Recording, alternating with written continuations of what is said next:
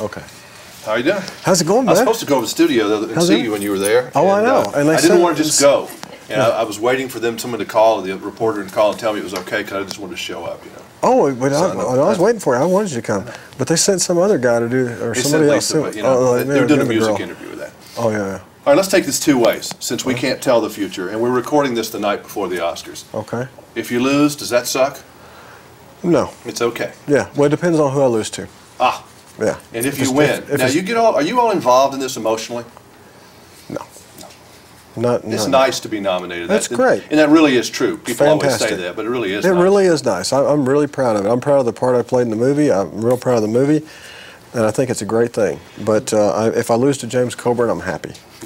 Do you take compliments and criticism about the same, or are you a little thin-skinned maybe on the criticism side? I'm a little thin-skinned, yeah.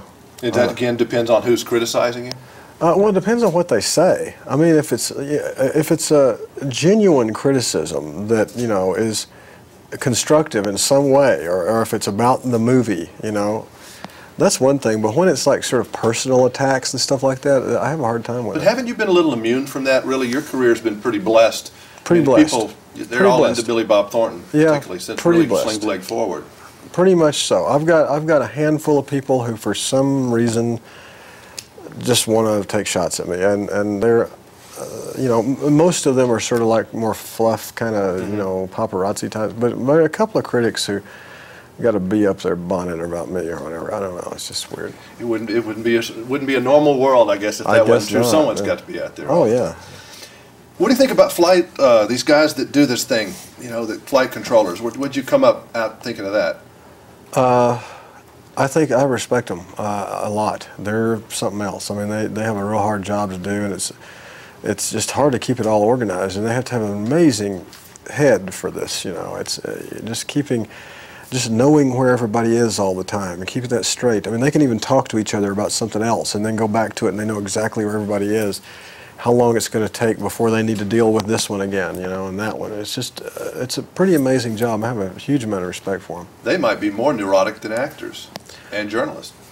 Boy, I wouldn't blame them for it if they were, but yeah, they have more reason to be, certainly, because, you know, at the end of the day, our job is not that hard, really, you know. I think that we all get in this stuff because we're neurotic. They've definitely got burnout capacity. Oh, yeah. Oh, absolutely. How could you do that for an entire career, you know? Yeah, I don't know either. Yeah. Marty Stewart says that your eating habits in Nashville, he tried to get you to eat, you know, no tofu or, you know, eat this LA food while you were there.